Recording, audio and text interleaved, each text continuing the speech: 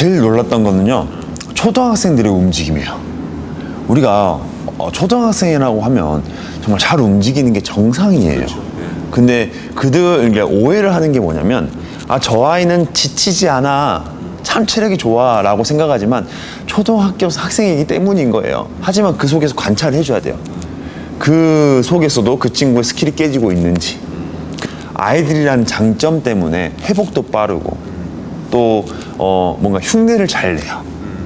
그들은 눈으로 시각적 정보가 더 뛰어나기 때문에. 그래서 뭔가 좀 안 되더라도 그걸 흉내내는 능력이 탁월합니다. 보이기도 해요.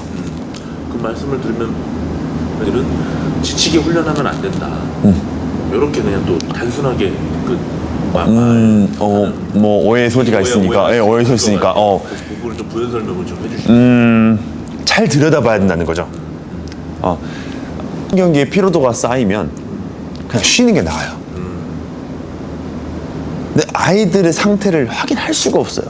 아이들은 서로 간의 경쟁 이런 것들을 오히려 더 뛰어나기도 하고, 난 쟤가 저러면 나도 할 거야 이런 능력도 뛰어나기도 하고, 난 지기 싫어 이런 능력도 뛰어나고, 또 힘든데 안 힘든 척도 잘하고, 이런 거기 때문에 학교 수업을 보면 초등학생은 45분, 뭐 중학생은 50분, 뭐 고등학생 몇 분, 뭐 이렇게 정해 놓잖아요. 그런 것처럼 훈련 시간을 어느 정도 균일화 시킬 필요는 있지 않냐. 예를 들어서 시합 시즌이라고 훈련을 많이 시키는 제가 어떤 집단들을 좀 보게 돼요. 근데 과연 저게 옳을까라는 생각밖에 안 들어요. 그래서 초등학생. 네, 초등학생들이. 그러니까 훈련 시간은 어느 정도 좀 적당하다는 것보다 많이 해도 좋은데, 그 평균적에서 얼마만큼 많이 하느냐랑 그냥 무턱대고 많이 하는 거랑 좀 차이가 있거든요.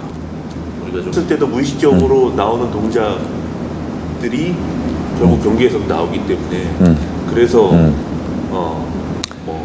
일부러 좀 몸을 지치게 만들어서 그 말에 대해서, 네. 그 말씀에 대해서 제가 정확하게 말씀드리고, 이거는 제가 제가 이제 지도자 교육들을 많이 해요. 감독님들, 코치님들을 통해서 지도자 교육도 많이 하는데, 제발 부탁드리는 말씀 중에 하나예요. 지친다.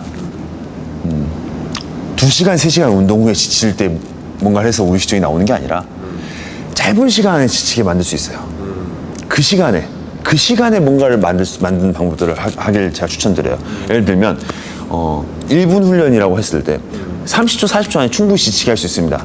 그리고 나서 그들한테 기술 훈련을 시키는 거예요. 한 예를 들면 20초간의 아주 강도 높은 훈련들을 하고요.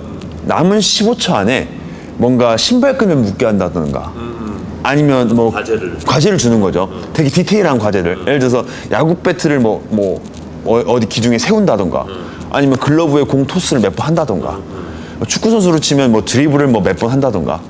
그리고 나서 휴식 시간을 또 그 짧은 시간을 주는 거예요. 예를 들면 1분을 놓고 봤을 때 30초간의 훈련을 하고 30초간 쉬는 시간인데, 그 쉬는 시간에 내가 해야 될 거 하는 거예요. 만약 그걸 성공을 빨리 한 사람들은 많이 쉴 수 있는 거고, 그렇게 충분히 지치게 할 수 있다는 거죠.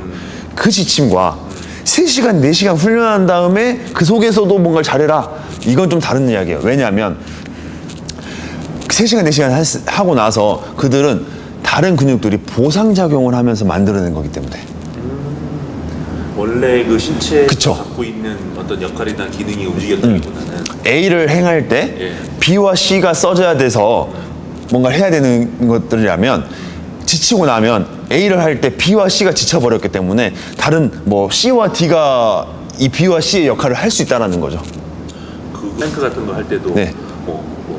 어떤 분들은 어느 일정 시간 이상 10분, 20분 할 필요 없다. 그렇게 되면은 실제로 그 플랭크를 통해서 얻어지는 네. 그 어떤 근육의 그 강화 이런 거보다 오히려 보상작용으로 인해서 엉뚱한 기능들이 좋아지거나 아니면 또는 나빠지거나 그런 얘기를 하는 걸 저희는 적이 있거든요. 폭발적, 맞습니다. 예, 완전 비슷한 맥락이에요. 폭발적으로 저희는 10초에서 20초를 잘하는 플랭크가 낫다고 보지, 1시간 하는 것보다. 폭발적으로 한 10초에서 20초 정도 아주 강한 자세, 정확한 자세에서 쉽게 말하면 정말 견고한 게 만든다고 보는 게 맞는 거예요. 그리고 그렇게 해서 21초, 22초, 23초, 24초, 25초 늘려가는 게 훈련인 거지. 1시간, 2시간, 3시간 늘려가는 게 훈련이라고 생각하질 전혀 하질 않습니다.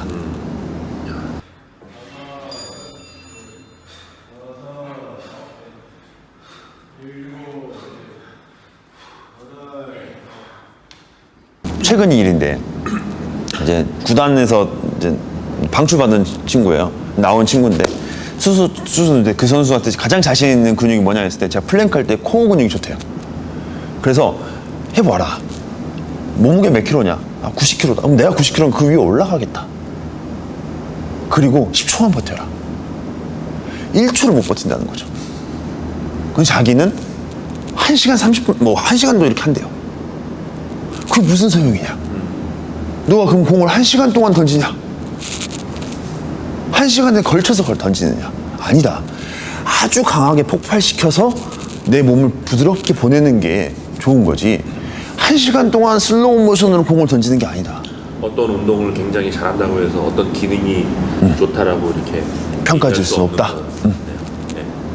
기능은 기능이고 그 기능인가 그 액션을 정확하게 그 근육이 하는 액션들을 정확하게 이해해야 한다는 거죠. 예를 들면 우리가 호흡 훈련을 해야 되는 가장 큰 중요한 이유들이 이 늑골들이 벌어져 버려요. 늑골들이 벌어져 버리면 이 늑골이 하는 역할이 뭡니까? 이 장기들을 보호하는 역할들을 하고 있어요.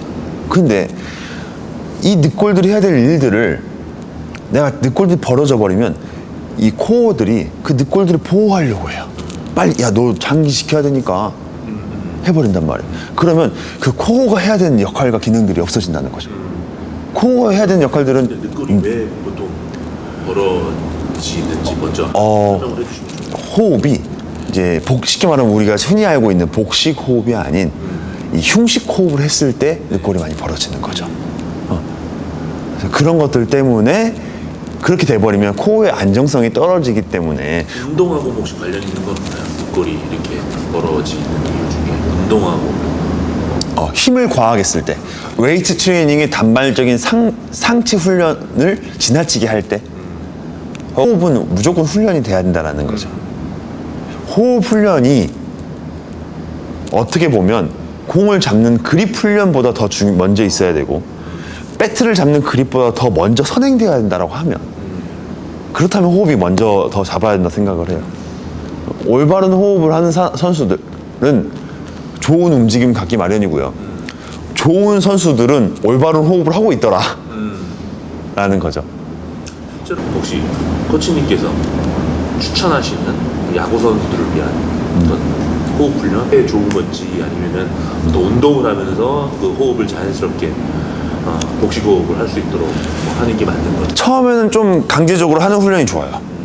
왜 안 되는 선수들도 그렇고 되는 선수들도 그렇고 처음에 좀 자기만의 시간을 가질 때 호흡 훈련을 하는 게 리커버리 할 때도 좋고 어떤 다른 일상생활 할 때도 좋고 훈련하기 전에도 좋고 그래서 처음에는 좀 의도적으로 하길 바라는 거죠. 제 측면에서는. 근데 그 훈련을 할 때 손을 가슴에 얹고 배에 얹는 훈련들을 해서 내가 호흡을 할 때 배에서 움직임이 일어나는지 가슴에서 일어나는지를 먼저 평가나 테스트를 하고 배에서 일어날 수 있도록 공부를 하고 연습을 해야 한다는 거죠. 그러니까 제가 훈련을 시키면